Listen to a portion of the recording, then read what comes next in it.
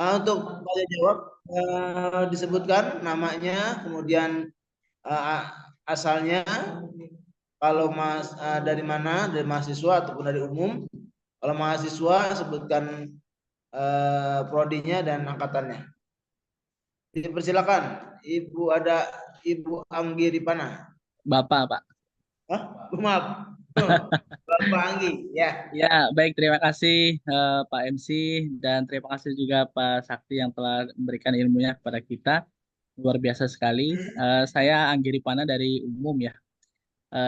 Ya, ini bagus sekali materi kita. Ini luar biasa. Yang saya ingin mau tanyakan itu yang pertama adalah dari beberapa gelombang yang tadi disampaikan oleh pemateri, gelombang otak manusia.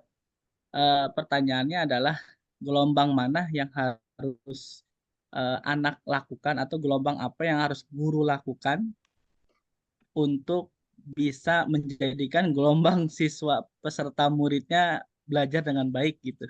Apa yang harus dilakukan? Itu yang pertama. Yang kedua, dari apa namanya ya, ya bahwa memang sesuatu bisa karena terbiasa gitu ya. Nah, langkah apa sebenarnya yang harus kita lakukan sebagai guru untuk membiasakan atau apa ya, contohnya salam lah ya kepada guru gitu, menjadikan anak itu biasa mengucapkan salam kepada gurunya. Baik, itu saja. Dan yang ketiga, minta tipsnya dong Pak Sakti terkait bagaimana sih tips menulis yang menjadi penulis yang cepat, baik, kemudian juga ya di apa eh, bisa viral gitu. Itu saja Pak Sakti. Terima kasih. Baik, terima kasih Pak Anggi ya. Langsung saya jawab ya Pak Moderator ya. Sekarang, betul, Ustaz. Yang pertama adalah kita berusaha mengarahkan ke anak kita ke kondisi gelombang theta. Ya, gelombang alfa, maaf. Gelombang alfa. Kalau theta tuh tidur ya. Gelombang alfa. Alfa tuh fokus sekali, memperhatikan sekali, fokus sekali. Tentu dengan kesenangan, dengan motivasi, kita tumbuhkan motivasi itu sehingga anak itu bisa benar-benar konsentrasi sama kita. Dan itu ingat tadi di materi awal adalah harus bangun kesenangan. Anak itu senang. Senang itu gerbang penerimaan awal. Senang, suka, kemudian akhirnya jadi cinta. Dengan cinta nanti akan menimbulkan interaksi yang berkualitas. Sehingga bisa highly motivated, termotivasi tinggi untuk melakukan itu. Kalau motivasinya kuat, dia tidak akan mudah putus asa, dia tidak akan mudah terdistraksi sama yang lain, dia tidak akan mudah terinsecure bahasa sekarang ya, seperti itu. Nggak, mental health-nya nggak akan mudah terganggu kalau bahasa anak sekarang seperti itu ya. Itu yang pertama. Jadi harus kuat kita dalam hal itu. Yang kedua, apa tadi ya, saya lupa. Yang kedua apa pertanyaannya ya? Pembiasaan. Pembiasaan anak untuk Ya, bagaimana sih membiasakan anak untuk selalu menyapa dengan salam pada yang lebih tua gitu. oke. Pembiasaan itu memang butuh contoh, dan contoh itu Pak Anggi ya dan teman-teman yang lain, kita ada 4 bagian. 4 bagian ini bagaikan kursi. Kursi itu ada 4 ya. Empat apa namanya? Empat yang membuat kursi itu berdiri itu empat tiang atau 4 batang gitu ya. Dan apa sih 4 itu? 4 itu adalah sekolah atau kampus, keluarga, kemudian masyarakat, ya masyarakat atau lingkungan sekitar, gitu ya. Sedikit-dikitnya 3, sekolah, keluarga, sekolah atau kampus, keluarga, masyarakat, satu lagi ada diri sendiri, 4. Jadi kita tuh hanya salah satu. Kalau kita di sekolah sebagai guru atau dosen ada salah satu saja. Kalau kursi 4, dipotong satu kursi bagian apanya tiangnya, jatuh nggak kursi itu? Jatuh. Maka kita butuh kolaborasi, butuh kerjasama. kebiasaan, contoh. Dan contoh itu harus berulang-ulang. Kebiasaan yang berulang-ulang, aktivitas yang dilakukan yang berulang-ulang akan menjadi kebiasaan. Saya paham, memang nggak mudah, butuh persiapan. Maka kita harus meniru contoh teladan kita, Nabi Muhammad SAW, bagaimana Allah mempersiapkan Nabi usia 0 sampai 40 tahun. Itu usia persiapan Allah mempersiapkan Muhammad bin Abdullah menjadi seorang Nabi dan Rasul. Lalu di usia 40 sampai 63 tahun, itu usia Allah menugaskan Muhammad bin Abdullah jadi seorang Nabi dan Rasul. Khataman Nabiin, Nabi dan Rasul yang terakhir. Nabi Muhammad SAW. Jadi nggak ada lagi Nabi dan Rasul setelah Nabi Muhammad. Dari sejarah Nabi Muhammad SAW, kita bisa belajar bahwa lebih lama 0 sampai 40 usia persiapan atau 40 sampai 63 usia penugasan. Tentu secara jelas bisa mengatakan usia persiapan jauh lebih lama daripada usia penugasan.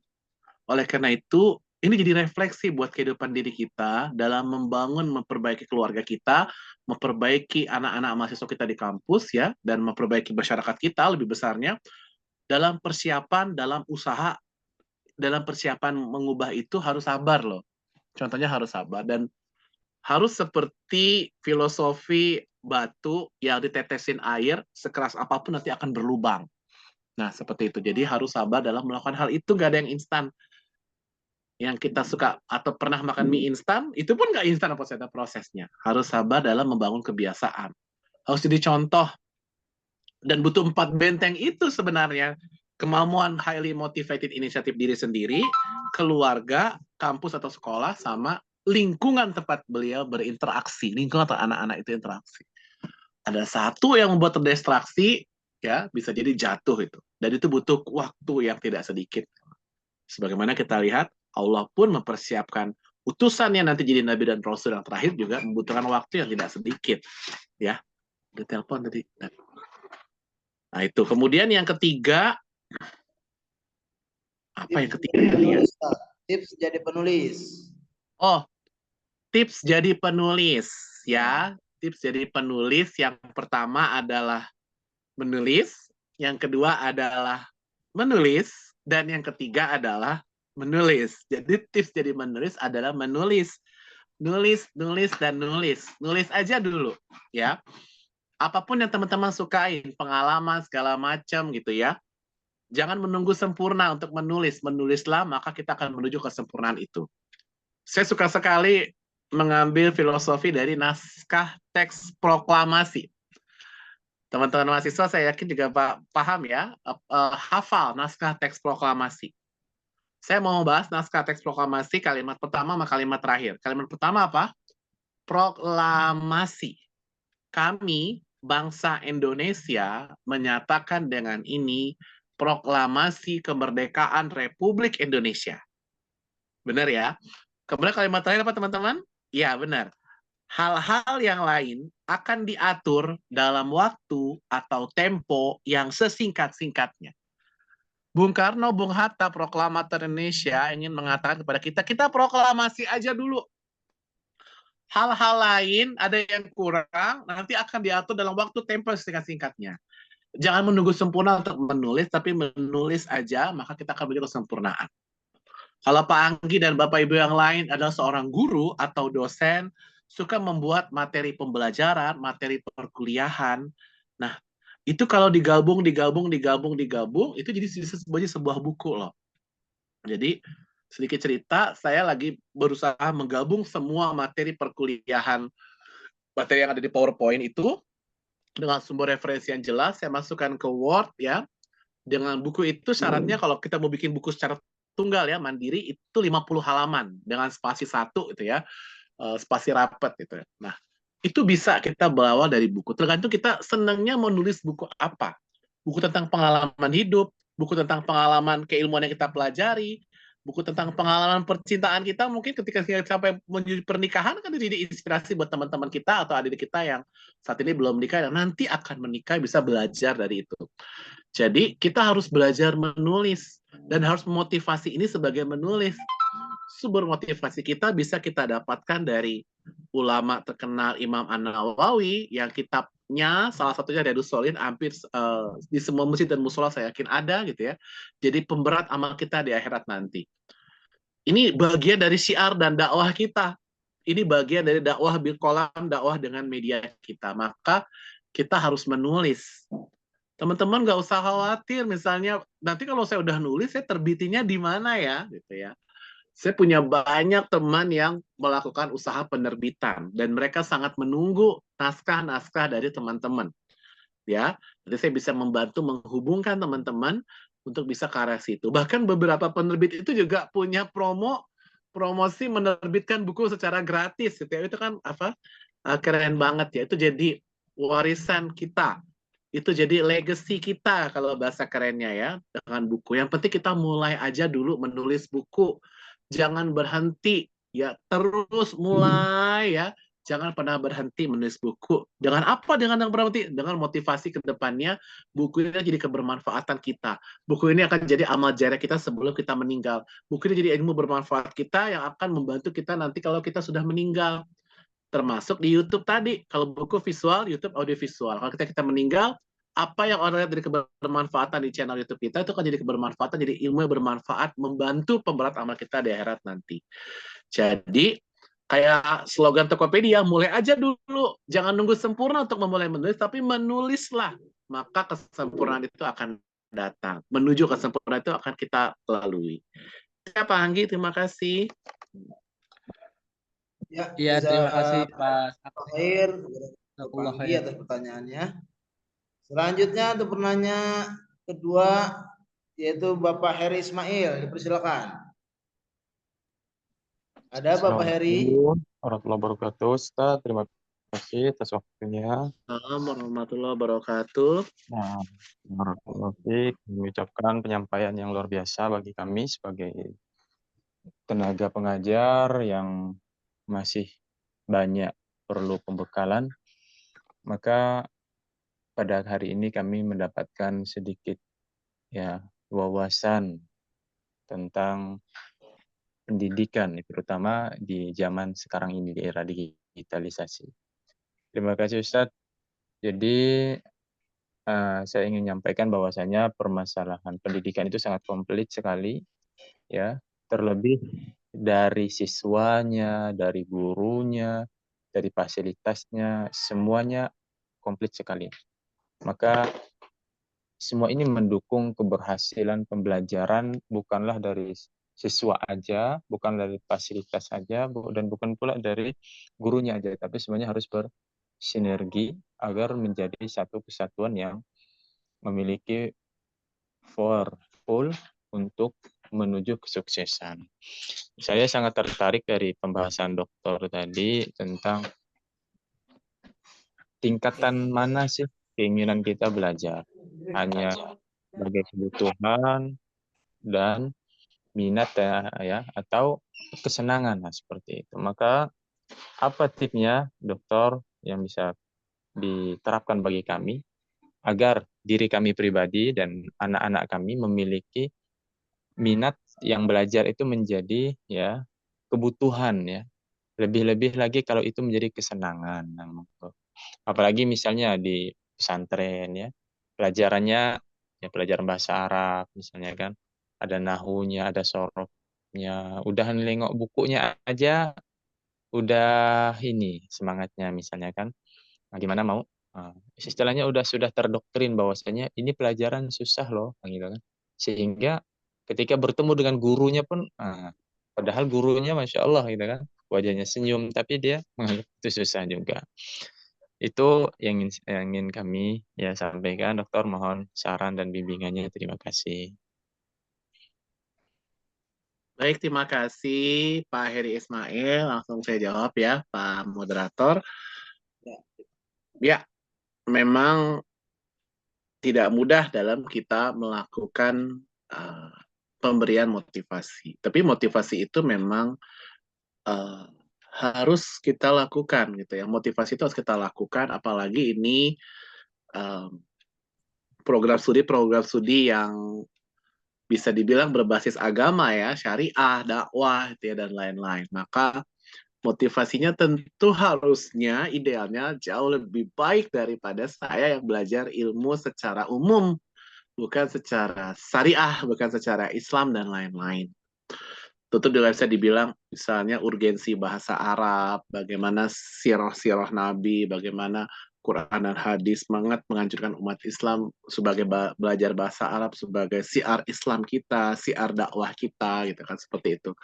Kemudian juga saya sangat merekomendasikan karena saya baru banget menyelesaikan sebuah pelatihan yang namanya Pekerti, dan saya yakin seluruh tenaga pengajar, tenaga pendidik, atau bahasa umumnya dosen gitu ya, itu saya doakan semoga dimudahkan kesempatan, waktu, dan rezekinya untuk mengikuti pelatihan Pekerti itu gitu ya. Jadi di pelatihan Pekerti itu kita akan belajar banyak bahwa bisa jadi anak-anak tidak termotivasi, mohon maaf, mungkin karena gaya belajar kita, metode mengajar kita masih menjenuhkan, menjenuhkan, membosankan bagi mahasiswa kita. Karena memang sekarang sudah bukan eranya lagi, bukan zamannya lagi. Metode belajar itu adalah full ceramah dari awal sampai akhir gitu ya. Harus ada sesi-sesi yang lainnya.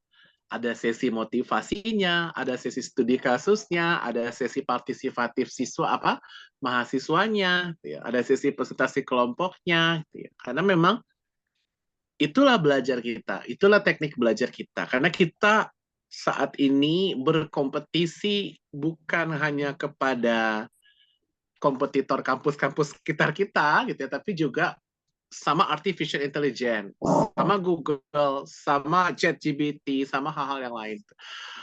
Kita berusaha untuk melakukan metode-metode pembelajaran yang baik, apakah behaviorist, pedagogi, andragogi, dan kita harus berusaha mengoptimalkan 3 gaya belajar itu, 3 belajar visual, yang dilihat mata, auditori, pendengaran, sama kinestetik, pendengaran, perabaan sama pergerakan kita. Oleh karena itu, walaupun kita sebagai tenaga pengajar, walaupun kita sebagai tenaga pendidik dan dosen, saya sama kayak Bapak Ibu, saya dosen juga, ngurus pangkat akademik dosen juga, ngisi laporan beban kerja dosen juga, dan lain-lain, maka kita harus belajar. Bahkan saya setelah belajar Pekerti kemarin, ya, 8 hari di Zoom, di Universitas Muhammadiyah Surakarta, saya sampai refleksi diri sendiri gitu ya. Saya saat ini Bapak Ibu menjabat sebagai ketua program studi ya, Kaprodi, mahasiswa sudah selesai tahu ya siapa nama Kaprodinya di kampusnya gitu ya. Saya jadi refleksi, ya Allah gitu ya, jangan-jangan bahasa ini saya selama ini lembaga salah kali milih saya jadi Kaprodi ya, karena memang ketua program studi itu yang harus tahu bagaimana rencana pembelajaran semester RPS-nya, bagaimana membangun kurikulumnya, kemudian bagaimana membangun model pembelajarannya, studi kasusnya, dan lain-lain. Sehingga jadi refleksi buat kita, karena sebelum saya aktif di dunia dosen, saya memang seorang trainer, motivator yang dunianya ya dunia tidak lebih sekompleks dan terstruktur dari dunia akademisi atau dunia dosen. Tapi saya sebagai seorang dosen, saya sebagai ketua program studi, apalagi harus banyak belajar banyak. Oh kayak gini nih, kayak apa? Bagaimana kita cara belajar kita kepada siswa harus berubah, harus termotivasi. Misalnya bisa ditambah dengan video-video motivasi, atau mungkin Bapak Ibu dosen juga pernah ikut acara, dia ada kayak pretest, post-testnya gitu, ada kayak Kahoot, Mentimeter, quizzes, dan lain-lain gitu ya. Pembelajaran melakukan learning management system menggunakan platform ya, tentu kita harus mempelajari itu, sehingga ada interaktif dari mahasiswa, ada partisipatif dari mahasiswa, ada active learning dari mahasiswa, karena sekarang itu memang eranya era student based learning, jadi eranya ya berbasis kepada siswa, berbasis kepada mahasiswa gitu. Jadi tadi saya bilang udah nggak eranya lagi ceramah kita dari awal sampai akhir. Jadi ceramah itu bisa di akhir, kita sebagai dosen itu sebagai fasilitator, sebagai klarifikator ya di akhir. Jadi harus kita berusaha menghidupkan suasana siswa yang baik gitu ya, memberi suasana yang hidup gitu. Saya paham perubahan ini tidak mudah, tapi kalau ini bisa kita lakukan dengan baik, kemudian juga kita tidak bisa pendekatan belajar public speaking yang menarik, lalu kita juga bisa mengubah belajar PowerPoint kita jadi lebih bagus ya. Tidak, kalau tadi PowerPoint saya tidak menarik ya, tapi ada yang lain yang menarik. Nah, itu bisa mengubah kita dan itu memang butuh proses. Sabar dalam proses persiapan itu, sebagaimana Allah Subhanahu wa Ta'ala sabar dalam mempersiapkan utusannya Nabi Muhammad SAW 40 tahun, lama persiapannya daripada usia penugasannya hanya 23 tahun. Itu ya. Terima kasih. Ya, baik, jazakallah khair kepada dokter yang telah menjawab pertanyaan-pertanyaan dari Bapak Ibu mahasiswa. Di termin pertama kita sudah selesai ya. Kemudian untuk sebelum masuk ke termin kedua, kami akan membacakan dulu yang ada di chat terlebih dahulu. Ya, sini ada Ibu Edliah Nurvita. Afwan izin bertanya, saya Edliah Nurvita, angkatan 6. Tadi kan ada poin tentang jangan paksa anak untuk bisa. Nah, terkadang ada karakter atau tipikal anak yang harus dipaksa dulu baru bisa. Nah, itu bagaimana cara kita menanggapinya ataupun menyikapinya, dokter. Kemudian yang kedua yaitu dari Ibu Nurjana. Bagaimana cara mempertahankan sifat konsistensi atau istiqomah dalam pembelajaran kepada siswa? Kemudian bagaimana cara perlakuan kita kepada murid yang selalu membuat onar, suka memukul siswa, dan keluar kata-kata yang kotor dari mulutnya, terkhususnya anak SD. Dan yang ketiga dari Ibu Diana Sajidah, apa alasan Pak Dokter nulis judul buku, beri judul buku tersebut Dokter Siswa? Ya, itu saja yang ditanyakan di dalam chat. Dipersilakan Pak Dokter untuk menjawabnya. Baik, terima kasih Pak Ustadz Ahmad Nurullah. Yang pertama dari Edlian Nurvita. Ya, AKT 6 S1 PAI.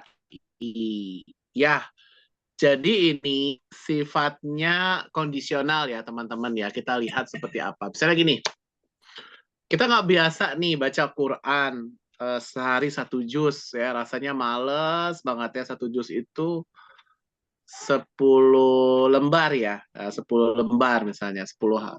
Jadi banyak banget gitu ya. Tapi kita ikut misalnya komunitas one day one juice gitu ya, yang lain akhirnya semangat ya, jus 1 holas, jus 2 holas gitu ya.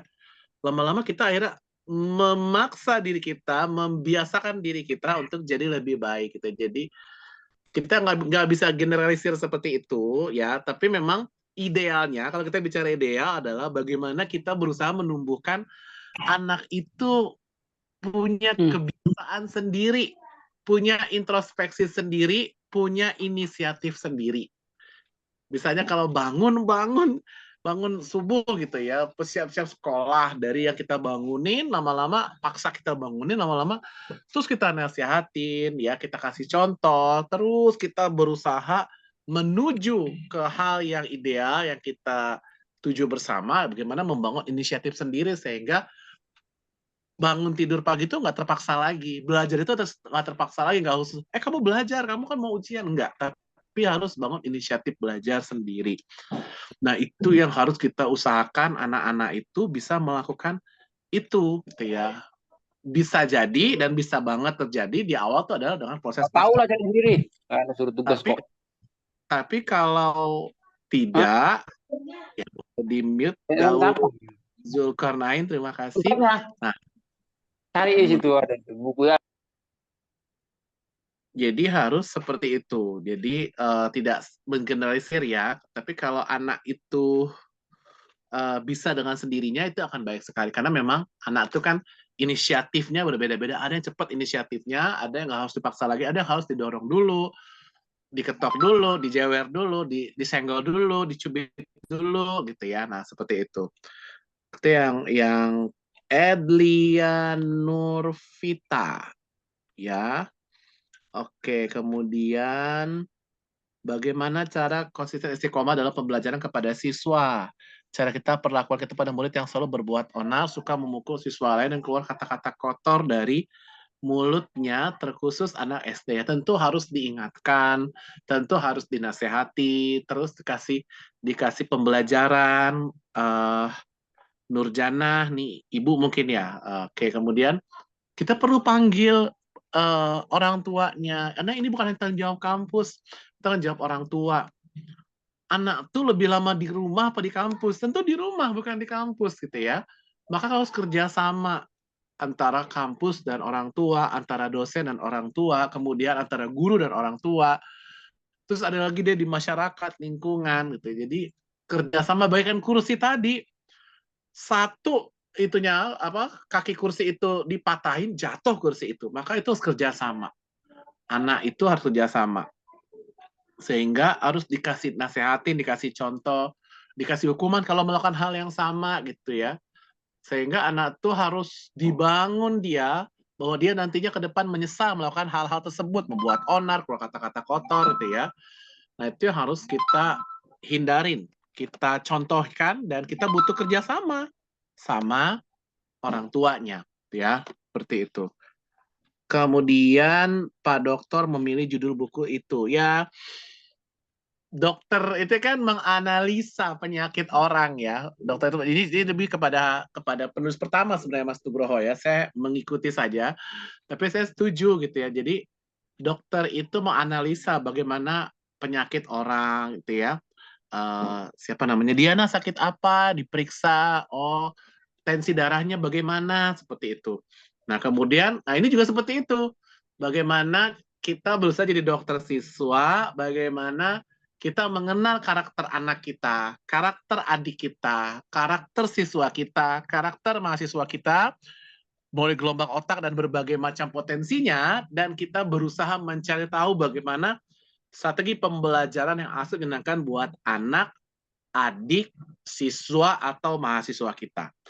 Nah, itu alasan kenapa memilih judul lengkapnya adalah dokter siswa, pembelajaran yang asli digunakan buat siswa. Seperti itu. Oke, sudah ketiganya Pak Ahmad, terima kasih. Ya, jazakallah khair Pak Dokter. Kemudian kita memasuki ke termin kedua, insyaallah, dengan 2 orang lagi ataupun 3 orang lagi. Namun sebelum kita masuk ke termin kedua, kami informasikan untuk hari ini ada hari spesial untuk para pendaftar kuliah Islam Al-Ma'wa, penerimaan mahasiswa baru. Untuk hari ini spesial gratis uang pendaftaran, uang registrasi ya. Nah, untuk itu, untuk para ustadz saja, Bapak Ibu sekalian, bisa diinformasikan kepada teman-teman yang ingin bergabung, yang ingin kuliah di kuliah Islam Al-Ma'wa, hari ini diberikan uang registrasi dan pendaftaran. Untuk itu terima kasih untuk menginformasikan kepada teman-teman Bapak Ibu sekalian. Baik, kita lanjutkan untuk termin kedua, yaitu pertanyaan dari Bapak Ustadz Subowo. Silakan Ustadz. Baik, syukran Ustadz Ahmad. Bismillah, langsung saja. Terima kasih sebelumnya Pak Dr. Sakti. Jazakumullah khairan atas materinya yang insya Allah sangat bermanfaat bagi kita, yang mana sebagai tenaga pengajar ya, atau pendidik di lembaga kita masing-masing semua. Ya, semoga ini menjadi amal jariah untuk Pak Dokter yang telah menyampaikan materi ini. Yang jadi pertanyaan dari Ana adalah di slide tadi tertulis di sana terkait tentang jangan ajarkan siswa berkompetisi, maka siswa akan berhasil. Memang sejauh ini Pak Dokter, banyak dari guru-guru ya para pendidik itu senantiasa mengajarkan agar siswa ini atau peserta didik ini menjadi siswa yang tangguh gitu. Jadi harus bisa berkompetisi, yang mana tentunya harus bisa berkompetisi di sini ada motivasi tersendiri begitu. Nah, mungkin bisa dijelaskan Pak Dokter, kenapa di sini tidak dibolehkan atau jangan ajarkan siswa berkompetisi? Yang mana kalau kita melihat dari ayat-ayat Allah, ya di sana Allah katakan fastabiqul khairat, ya berlomba-lombalah di dalam kebaikan.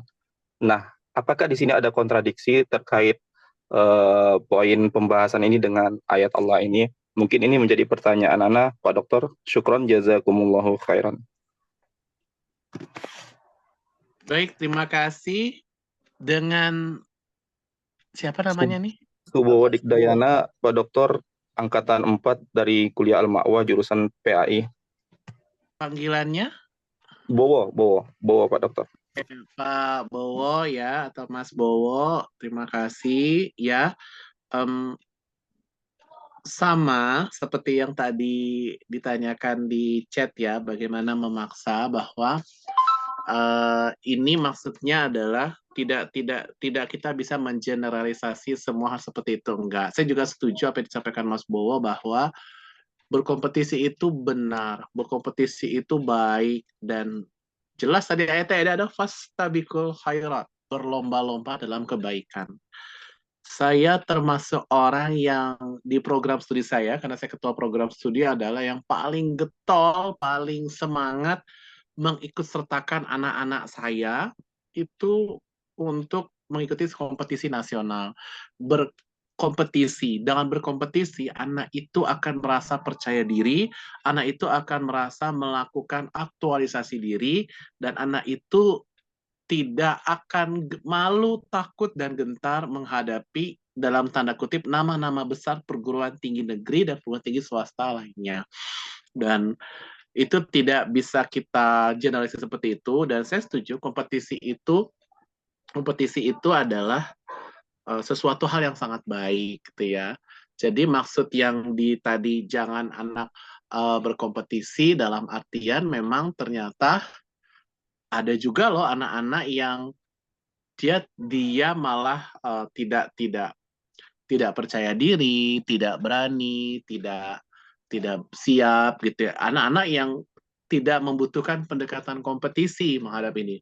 Anak-anak yang sifatnya introvert, anak-anak yang sifatnya tertutup, anak-anak yang harus menggunakan pendekatan personal, harus mendekatan motivasinya kita bangun, inisiatif dirinya kita bangun ya, belajar otomatisasi belajar mandirinya kita bangun, itu dengan pendekatan pribadi, pendekatan personal, pendekatan dari keluarga, pendekatan dari kampus sebagai tenaga dosen, orang tua di kampus, pendekatan sebagai masyarakat, dan itu tidak dengan menggunakan kompetisi. Jadi ini tidak generalisasi, jadi ada yang melakukan hal seperti ini. Tapi banyak juga yang harus membutuhkan pendekatan kompetisi, mengasah, melatih apa kemampuan yang dipelajari di perkuliahan, itu kita aktualisasikan dalam sebuah kompetisi, perlombaan. Dan ini kan juga bagus buat siswa, buat mahasiswa, buat lembaga, buat akreditasi. Tentu kalau kita bicara perguruan tinggi dan program studi pasti ada cara dengan akreditasi gitu ya. Jadi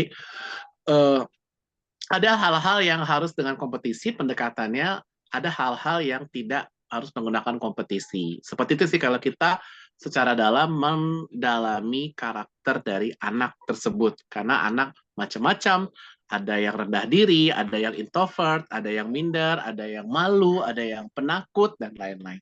Seperti itu, Pak. Terima kasih. Syukron, Pak.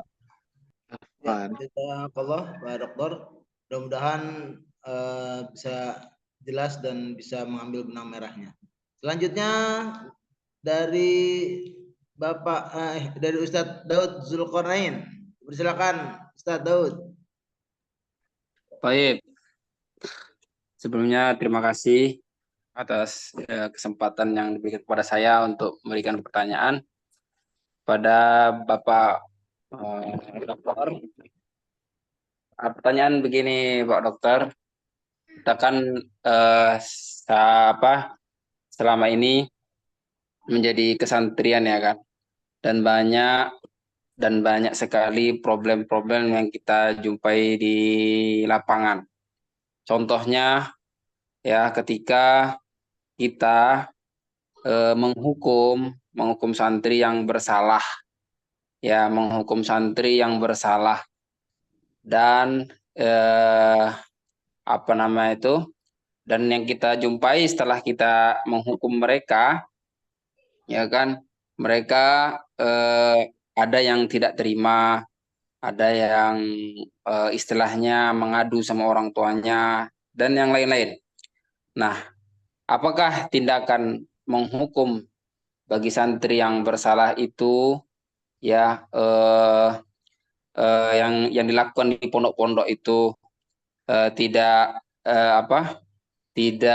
layak diterapkan ya, atau bagaimana hukuman yang cocok sehingga bisa ya menjadi pelajaran buat anak untuk kembali, artinya kembali kepada jalan yang benar ya.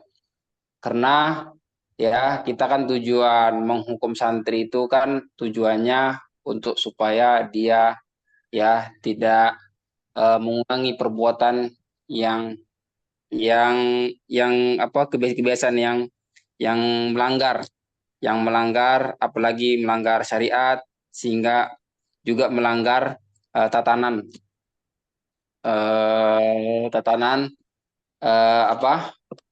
pondok pesantren. Jadi pertanyaannya adalah bagaimana ya hukuman yang baik itu diterapkan kepada santri ketika melanggar. Itu pertanyaan saya, Pak Dokter. Mudah-mudahan bisa dapat berkenan menjawab. Syukron. Barakallahu fikum. Jazakallahu khairan. Baik, terima kasih Pak Daud ya, atau Ustadz Daud. Dalam memberi hukuman tentu kita harus belajar secara memberikan hukuman yang mendidik. Misalnya bahasa Arab, ternyata tulisannya kurang baik bahasa Arabnya gitu ya, tulisan Arabnya ya. Tentu kita menggunakan pendekatan hukuman yang sama, coba kamu perbaiki bikin tulisan Arab yang baik gitu ya. Ketika kita memberikan hukuman, tentu hukuman yang mendidik ya, pasti namanya manusia ya Pak ya, ada yang senang, ada yang sedih. Dan kita harus sabar dalam menghadapi hal tersebut. Kita memang bukan Presiden Jokowi, kita bukan Anies Baswedan, kita bukan Prabowo, kita bukan Ganjar Pranowo, kita bukan selebritis Atta Halilintar, kita bukan Raffi Ahmad, Nagita Slavina, kita bukan public figure. Tapi kita sebenarnya sama seperti mereka. Kita punya haters dan lovers gitu ya. Kita punya yang benci, kita punya yang senang. Tapi kita nggak bisa, dan kita harus sadar bahwa kita sama seperti mereka, sama-sama kita tidak bisa membuat semua siswa itu senang sama kita. Dan kita tidak bisa membuat semua siswa atau mahasiswa itu tidak suka atau benci sama kita. Dan yakinlah, ketika dia senang, ada siswa yang mendapat hukuman senang, karena dia tahu hukuman itu akan mendidik dia, gitu ya.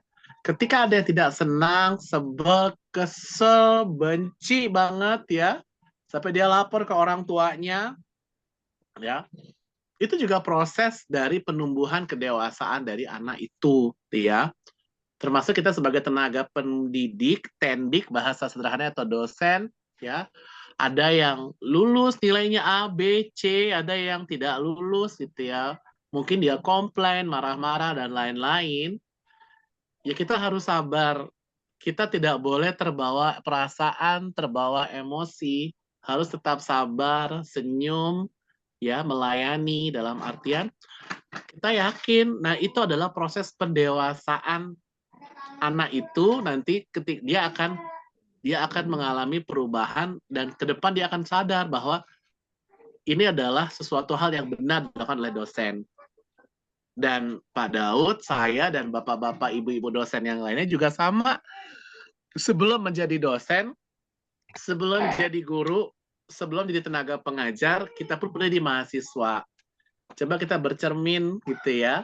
Apa kita mulus-mulus aja gitu? Apa kita pernah marah-marah seperti itu gitu ya?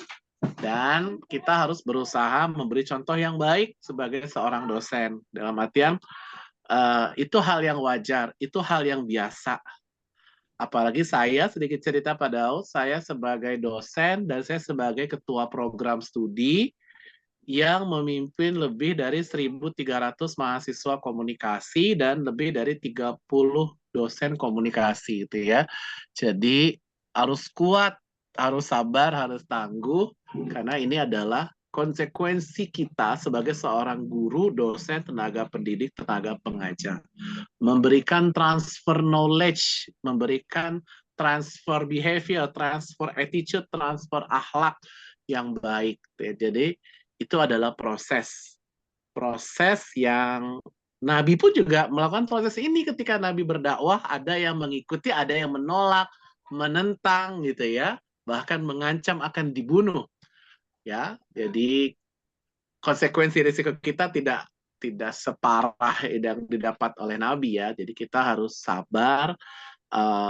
Kenapa mereka marah? Mungkin karena mereka tidak tahu gitu ya. Jadi kita harus pelan-pelan meluruskan. Dan saya tahu ini nggak mudah. Dan saya tahu ini butuh waktu, butuh persiapan. Dan inspirasi butuh waktu persiapan, tentu kita balik lagi tadi ya. Allah itu siapin Muhammad bin Abdullah 40 tahun. Siapin nasa tugasnya jadi Nabi 23 tahun. Jadi butuh persiapan, itu lebih lama dari penugasan. Butuh persiapan membuat karakter akhlak mulia. Ya, sedikit cerita, kampus tempat home base saya, Siam itu berakhlak mulia, unggul, berdaya saing. Jadi yang pertama adalah ada berakhlak mulia. Jadi ini butuh waktu. Dan semoga Allah mudahkan tugas kita, urusan kita menghadapi hal-hal yang seperti ini. Amin. Itu ya Pak Daud, terima kasih. Jazakallah. Ada pertanyaannya Ustaz Daud. Mungkin untuk yang raise hand untuk pertanyaan terakhir, kemudian nanti kita tutup dengan pertanyaan yang dari chat insyaallah. Oke, untuk yang raise hand pada Ustaz Usman, silakan. Baik, terima kasih pada moderator dan dokter yang telah memberikan kesempatan pada saya untuk bertanya. Saya memiliki dua pertanyaan. Yang pertama, program atau terapi apa yang harus diterapkan oleh sekolah dan guru dalam mengatasi pengaruh-pengaruh buruk ataupun hal-hal buruk yang dilakukan oleh para siswa, antara lain misalkan kecanduan game online, berkata kotor, kemudian tidak sopan kepada orang tua maupun guru. Yang kedua, kalau Pak Dokter membuat buku dokter siswa, mungkin bisa Pak Dokter bisa menambahkan untuk membuat dokter guru kali Pak ya. Karena saya lihat ada juga guru-guru yang belum bisa memberikan contoh yang baik kepada para muridnya. Misalkan ada guru yang selalu mengajarkan untuk melarang merokok, tetapi masih ada juga guru yang merokok. Kemudian dalam hal pembelajaran, ya ada juga hal-hal yang menurut saya tidak baik dilakukan oleh guru, contohnya dalam memberikan penilaian. Itu Pak Dokter pertanyaan saya. Terima kasih. Wassalamualaikum warahmatullahi wabarakatuh. Waalaikumsalam warahmatullahi wabarakatuh. Baik. Terima kasih Pak Yusman ya. Memang itu jadi tantangan kita semua. Memang itu jadi tantangan dakwah kita semua. Itu adalah masalah umat kita, dan itu adalah masalah yang harus ditangani oleh kita. Kalau saya untuk jawab pertanyaan yang pertama sangat sederhana ya, Pak Yusman nanti bisa koordinasi sama pihak-pihak yang terkait ya, tenaga kependidikan, tenaga pendidik, dosen, karyawan, manajemen, pimpinan, dan yang lainnya.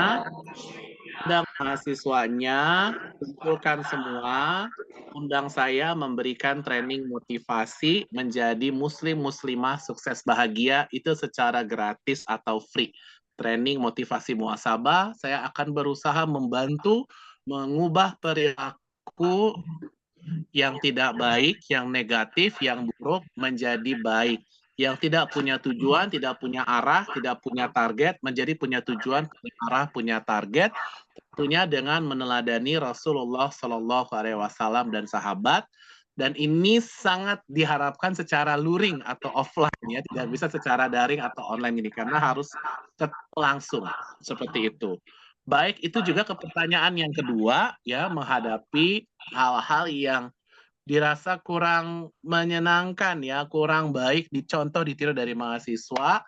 Nanti juga kita bisa berikan lakukan itu kepada guru atau ustadz atau tenaga pengajar atau pendidik atau dosen untuk kita melakukan hal yang sama, training hal yang sama, training motivasi muhasabah yang sama, bagaimana menjadi guru, tenaga pengajar, pendidik, yang dosen yang sukses dan bahagia, sama juga secara gratis, dan itu nanti diadakan teman Bapak Ibu yang menentukan apakah terpisah ataukah digabung antara mahasiswa dan dosen gitu ya. Juga ini juga harus kita lakukan.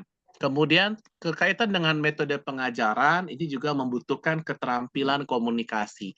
Keterampilan komunikasi itu bahasa Inggrisnya adalah public speaking, berbicara di depan umum. Ini pun juga saya siap bantu ya. Dan ini juga ada program sosialnya ya secara gratis, 17 Secret Public Speaking 100% Total, bagaimana meningkatkan kemampuan kualitas public speaking kita sebagai guru, tenaga pendidik, tenaga pengajar, dosen, dan juga sebagai mahasiswa, agar kita punya kemampuan dakwah, kemampuan ngajar, kemampuan komunikasi yang lebih baik dari sebelumnya, sehingga anak itu juga lebih efektif. Dan salah satu yang membuat anak itu semangat belajar juga bisa diimbangi dengan games dan ice breaking. Saya pun juga siap memberikan itu secara gratis, luring atau offline ya. Agak sulit kalau online memang. Nah, sehingga semangat belajar, karakter building, team building dari guru, sama dosen, dan sama siswa itu bisa berjalan dengan baik. Silahkan dipersiapkan, diagendakan kapan waktunya. Saya ketika available atau bisa waktunya siap membantu untuk kebaikan dari kalam ini jauh lebih baik ke depannya, jauh lebih berakhlak mulia ke depannya. Itu Pak Yusman, terima kasih. Terima kasih Pak. Pak Dokter, untuk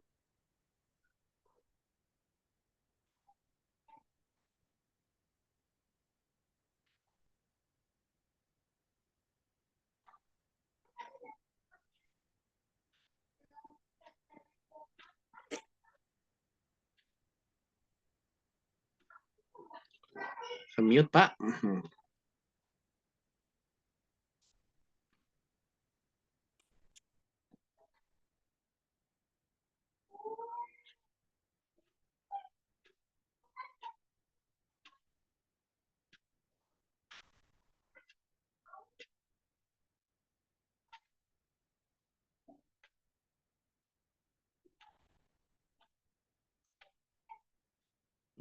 Silakan. Ada lagi Pak Ahmad, masih ke mute katanya. Astagfirullah. Maaf. Ustaz, ya, dari tadi yang pertama dari Bapak Rafif, memotivasi siswa yang malas, tapi sebenarnya dia pintar, jadi malas mengerjakan tugas. Kemudian dari Bapak Wendri, bagaimana sikap kita untuk memberikan motivasi atau siswa atau santri yang kedua orang tuanya sudah pisah, kemudian keduanya saling menjelekkan. Dan dari Ibu Fatimah, bagaimana kalau kita baca buku tentang pendidikan dan sudah paham, tapi bingung merealisasikannya kepada santri. Ya, itu mungkin 3 pertanyaan terakhir di sesi tanya jawab. Kepada Bapak Doktor. Baik, Pak Ahmad. Yang pertama dari Rafif, bagaimana cara mengusir siswa yang malas? Pak Rafif ya, padahal dia pintar dan bisa mamun karena malas, jadi tidak mau berkembang mengerjakan tugas. Ya, banyak hal seperti itu ya, dia meremehkan, bahasa sederhananya sombong, arogan, nggak mau belajar, udah merasa tahu gitu ya. Harus terus kita nasihatin bahwa kita tuh harus terus belajar, nggak harus nunggu ada PR dulu baru belajar, nggak harus nunggu ada ujian, harus belajar, tiap hari belajar. Besok Senin mata pelajarannya apa, mata kuliahnya apa, kita pelajari sekarang gitu ya. Ada PR langsung kerjakan, walaupun minggu depan dikemulan, bukan kerjakan hari ini, sore ini, malam ini, seperti itu. Ya, harus terus dimotivasi dan dicontohkan. Kasih tahu contoh yang melakukan hal tersebut, teman-teman ini di si A, si B melakukan ini loh, hasilnya seperti ini, kasih testimoni seperti itu. Yang kedua dari Pak Wendri, sikap kita untuk memberikan motivasi orang tua yang sudah bercerai saling menjelekkan. Itu masa lalu, apa yang buruk ditinggalkan, apa yang baik diambil. Ya, kayak kita naik motor, Pak Wendri, kemudian atau naik mobil, itu ada kaca spion ya. Kaca spion itu apa sih? Untuk apa? Untuk lihat ke belakang, lihat di belakang ada apa ya. Tapi lebih banyak kata spion apa depan? Lihat depan. Kata spion itu cuma lihat sekilas-sekilas aja. Oh ya, ada mobil nih, mau belok nih, oh ada ya. Seperti itu. Jadi hal yang lalu biarlah berlalu. Apa yang buruk ditinggalkan, apa yang baik diambil. Jangan terpengaruh sama hal yang buruk. Masa depan jauh lebih perlu kita pertimbangkan, kita pikirkan dibanding masa lalu. Maka harus maju ke depan. Yang kita udah dewasa, kita panutan dalam hidup kita sendiri. Ayah ibu ya sudah begitu, dan kita berdoakan semoga dapat hasil terbaik dari Allah Subhanahu wa taala. Seperti itu. Kita sebagai guru, dosen, tenaga pendidik ya harus berusaha memotivasi anak ini untuk melepas dari masa lalu, buang yang buruk, ambil yang baik. Gitu. Nah, seperti itu. Jadi, kita dorong sehingga anak ini jadi lebih baik ke depannya. Dan yang Fatimah, ya memang tidak mudah mengaplikasikan apa yang disampaikan teori pendidikan ke dalam merealisasikan ke santri, tapi kita coba cari-cari ya, kita ikutin apa dari caranya Ustadz Agi, mulai dari yang kecil, mulai dari saat ini ya, mulai dari hal-hal yang sederhana gitu ya, maka kita lakukan mulai dari 3M, pelan-pelan ya, bagikan air yang menetesi batu, yang besar pun mau akan menetes. Dan kita lakukan dari hal yang paling mungkin, paling dirasa bisa, paling dirasa rasional, secara logika kita bisa lakukan itu, Bu Fatimah, sehingga itu bisa kita lakukan kepada santri-santri kita. Kebiasaan, bisa karena biasa, practice makes perfect, learning by doing. Ya, seperti itu. Kita pelan-pelan, praktik pendidikan ya, apalagi teman-teman memang orang keguruan, itu tentu bisa lebih mengena. Dan itu butuh proses, ya. Karena untuk sukses itu butuh banyak proses, bukan banyak protes. Itu. Terima kasih Pak Ahmad. Baik, jazakallah Dokter atas jawaban pertanyaan-pertanyaan dari yang telah menjawab pertanyaan dari mahasiswa maupun dari peserta umum.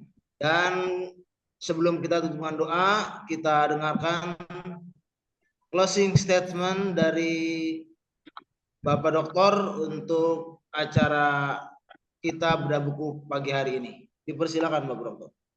Baik, terima kasih Pak Ustadz Ahmad Nurullah. Hari ini bukanlah hari untuk menyerah, tapi hari ini adalah hari untuk mencapai semua cita-cita. Yakinlah, di balik kesulitan ada kemudahan. Di balik kesulitan ada kemudahan.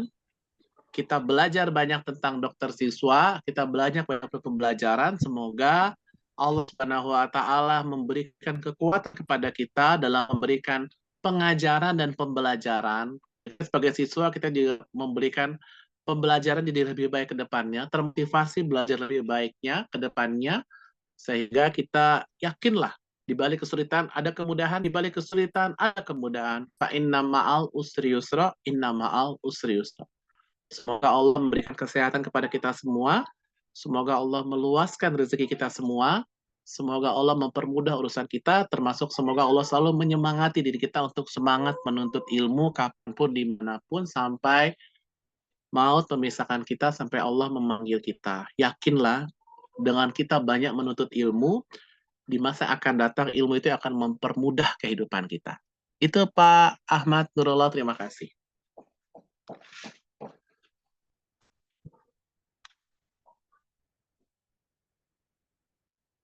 Masih ke mute Bapak? Masih ke mute Pak audionya? Lagi semangatnya di mute mulu. Ya, jazakallah khair kepada Bapak Doktor yang telah membedah buku yang beliau tulis, sangat luar biasa isinya, dan juga telah menjawab pertanyaan dari para mahasiswa. Mudah-mudahan kita mahasiswa pendidikan menjadi lebih expert lagi di bidangnya dan siap untuk menjadi dokter siswa-siswa kita semua, dan tentunya untuk kemajuan pendidikan bangsa Indonesia. Dan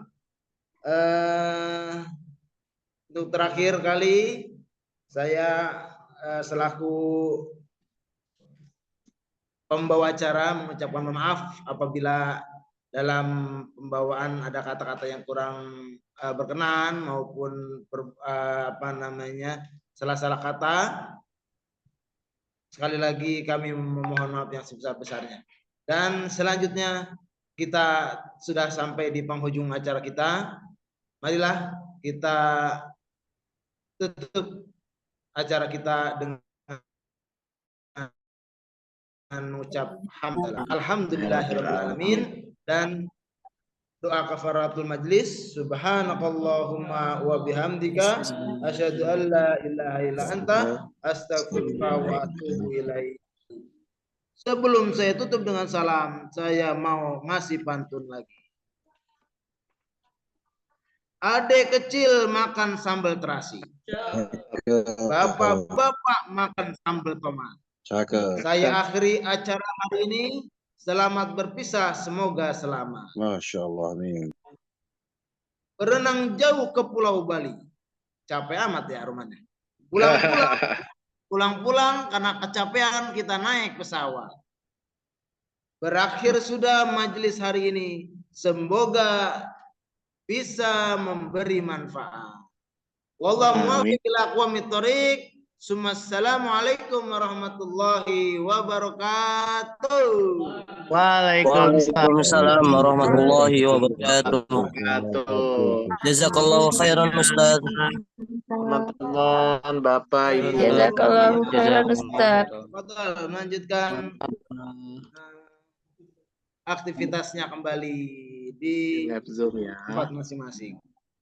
Bapak Doktor, kami ucapkan selaku pengurus Kalam, kami mengucapkan ya atas nama Ketua Kalam, kami mengucapkan banyak-banyak terima kasih atas waktunya dan kesempatannya dan ilmunya. Mudah-mudahan bisa bermanfaat untuk kami semua. Dan bila ada keperluan ataupun ada aktivitas selanjutnya kami persilahkan. Tafadhol Pak Doktor.